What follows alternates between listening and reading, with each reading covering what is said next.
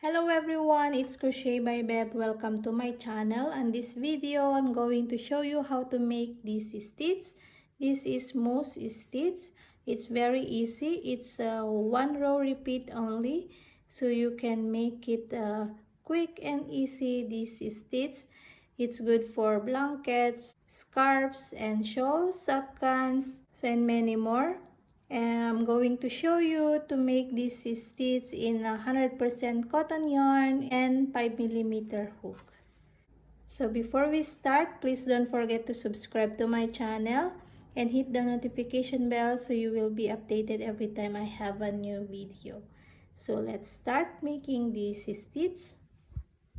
Okay, let's start. So to begin, we're going to make a slip knot.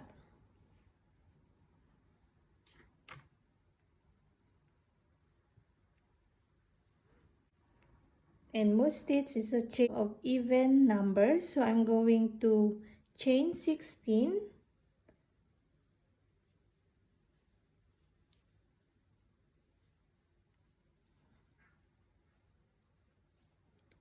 continue making your chains.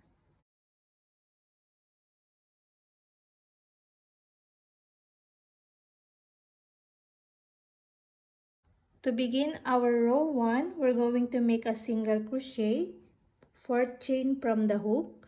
So we're going to count here 1, 2, 3, 4. So we're going to begin our single crochet here. So for me, I'm going to insert my hook into that little bump loop there and make my single crochet. Okay, then next chain 1, we're going to skip this next stitch, and into this next stitch we're going to make the next single crochet.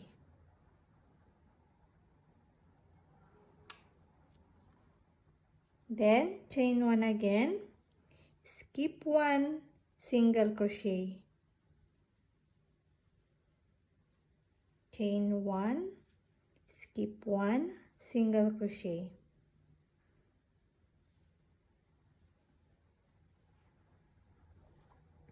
skip 1, single crochet, chain 1, skip 1, single crochet. So this is we're going to repeat. Skip 1, then single crochet into your last stitch. Okay, then chain 1. So that is part of the stitch.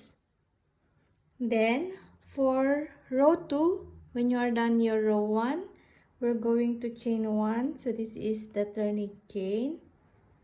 We're going to turn our work. And then into the first stitch here, we're going to skip that, and this next stitch, which is the chain 1 space, we're going to put single crochet in there. Okay, then chain 1, skip this stitch, and into this stitch we're going to make the single crochet. Then chain 1, skip 1, single crochet.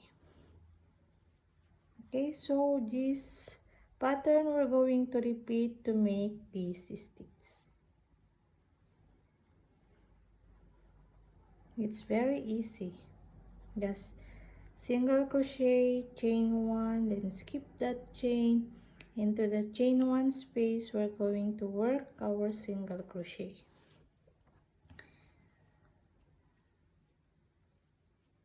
Okay, into the last stitch, we're going to skip this stitch, and into this little space here, we're going to work our single crochet, then chain 1. Then to proceed for the next row, chain 1 for the turning chain, turn your work, then continue again putting your single crochets into the chain 1 space. So basically we're skipping this first stitch, then chain 1, skip this again, and then into the chain 1 space, single crochet, chain 1, single crochet, chain 1, then skip. Okay, so this pattern we're going to repeat over and over for our most stitch. So it's gonna be look like this. As you can see, those V spike there. So I will keep repeating more, making this stitch, and I'm going to show you the results of how it look like.